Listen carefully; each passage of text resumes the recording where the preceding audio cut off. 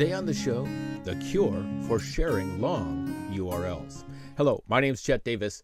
Welcome to Tech for Experts and Authors. It's great to have you join me this morning, and each and every morning, 6:45 a.m. Pacific, 9:45 Eastern, as we share technology tips to help you be more successful, more creative, more secure. Today I want to jump on something that we have the need to use occasionally, probably not all the time, but it's a nice little tool to have in that tool bag. It's a free service. It's an easy-to-use service, and here's what I'm talking about. It's a website that allows you to share long URLs. And URL is one of those TLAs, those three-letter acronyms that stands for Universal Resource Locator. Most of us would call it a website address or a web address. You know, it's the thing you put into your web browser at the top that gets you to a specific place, like Facebook.com. Did you know you don't have to do the www anymore? Just put Facebook.com and it gets you right there. And a lot of other pages. Now, those are what we call the top domain, and that's the main thing. But if you want to go deep into a page, maybe you're sharing an article with a friend, or maybe you're sharing a page on your website, and it has a long URL.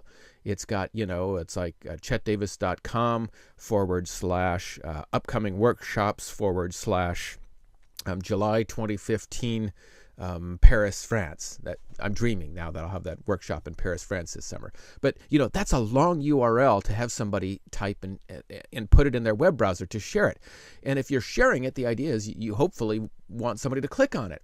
And so you want something that's very shareable. Well, let me show you this tool.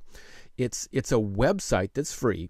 It's called bit.ly.com. BITLY.com. There are a number of options that do this, what they call link shorteners. In addition to being a URL, that Universal Resource Locator, or a website address, it's also called a link because when we're using the internet, if you see a link on a website, on a web page, if you see a link in an email that's set up properly using HTML or CSS, it allows you to click on that and it links you or takes you to another resource. So let me fire up my screen and I'm going to show you a definite example. If you look at the top of this web browser, let me go ahead and zoom in on that if I can here. It's a long URL. Okay, it's a long URL. So it's, http Casablanca /expert / mykajabi.com, on and on and on. So, and this is a page related to an all-day virtual conference I had for my video editing community. So if I wanted to share that out, which I did, I maybe want to put that on a website or ask people to share that with their friends, their colleagues, because I want as many people to have access to my teaching and my resources. If I copy and paste that and share that with them, that's a whole lot of stuff to have to, put in an email. And it's easy for just one character, one digit or one letter to be missing, and it will take you nowhere, right? We've all been that, and it clicks and it's like, a dead website address.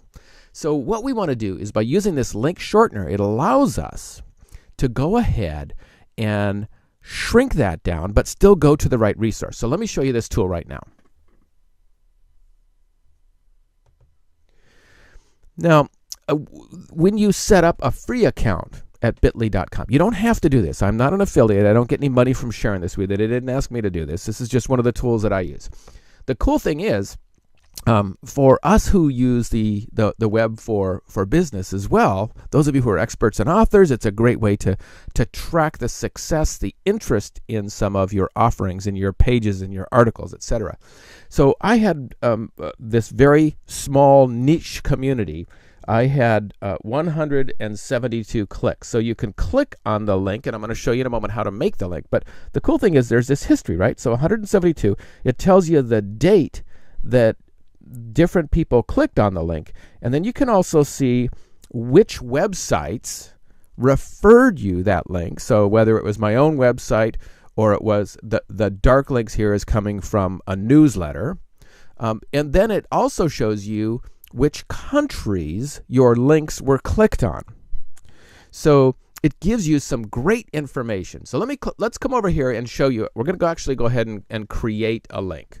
So let me come over here to my other website. So we're going to utechnologytutor.com, and I've specifically clicked on the link that takes me to the article archives, specifically on the resources I've created for experts and authors. I've also done articles on digital storytelling, at Tech at Work, Safe Tech, Tech at Home, that kind of stuff. But if we specifically wanted to share this, what I would do is I'd come up to the top and I would go ahead and click and select all, and just by clicking in there, it's going to select all, and you see it's highlighted in blue. And then I'm going to do Command Copy. I would do Control Copy if I'm on a Windows machine. And I do have in the background, I have the website open and not signed in, because I want you to see what it would look like if you're signing in for the first time. And right in the middle, it says, paste a link here to shorten it. So I'm just going to click there and Command V or Control V. And then see how it made a shortened link for me? How cool is that? So it creates a shortened link automatically. Now, underneath it, it shows you the original link, and you can click on it. And the benefit of doing that is it's saying, wait a minute, make sure, this is a good way to test it, make sure it's going to the place you think it's going to. Anytime we're using technology, especially technology for our work, make sure you test the things you're creating. You test the things before you send them out, because it's much easier to address it now than to send it out to your email list of 300 people, or in the case of my online classes, 87,500 people, and then try to correct it later. Oops, I sent the wrong link, and we've all gotten those emails, right? But avoid it by testing it. So here's the cool thing, huh? Now, we also have the ability, especially once you have the account, you can go and shorten that. So I can shorten it and put Chet Davis's best articles or something like that. Now, there is a downside to that. The downside for using this tool, or I should say the caution for using this tool, let me come back to the webcam here. The caution for using this tool is you want to avoid using a link shortener inside of an email for two reasons. One, inside of an email, because it's more than likely going to be relegated to a spam filter. Because the end user, the recipient, doesn't know exactly where that link is leading. It's like a two-step hop, and sometimes hackers don't use these link shorteners, but they'll use their own link shorteners to fool you and take you to some place that you really probably don't want to go, in terms of places to collect your credit card information, saying, hey, we want you to fix your computer. There's a virus on your computer. Go ahead and click on that now, and we'll clean it up for you. Or maybe that's that famous bank in Zimbabwe who has $1 million to give you, and all you have to do is put in your bank account information, all that kind of stuff that's fraudulent, and don't do it. Next week, we're going to talk a little bit about some of those common hacking scenarios. But again, getting back to this, if you're an expert, if you're an author, if you're using this for your work, you're sending this email out, whether it's a single email, the risk is it's going to go in their junk box. They may not ever see it. Okay? If you're using an email service provider, and I've used, I think, 4 or 5 of them, like Aweber, MailChimp, GetResponse, iContact, Constant Contact, all those services, if you use link shorteners and you do the test, it will almost always automatically flag it as a spam, because it's going to get stuck in the spam alert. The people who pay, especially those who have firewalls and spam filtering on their email, it's going to be a red flag for them. They're going to say, this email might be suspicious, because it's got a link in it that doesn't go to a specific domain. It goes through a link shortener of some kind. So they're kind of protecting their audience. You don't want that to happen. One of the things we want to do, if we're sharing out information, we want to make sure we're reaching the right people. So don't use link shorteners in those cases. The other thing is, it could relegate you to, over time, have your email domain name flagged for spam, and that's a whole other conversation in terms of the CAN Spam Act. So when do I use the link shorteners? And I'm so glad you asked.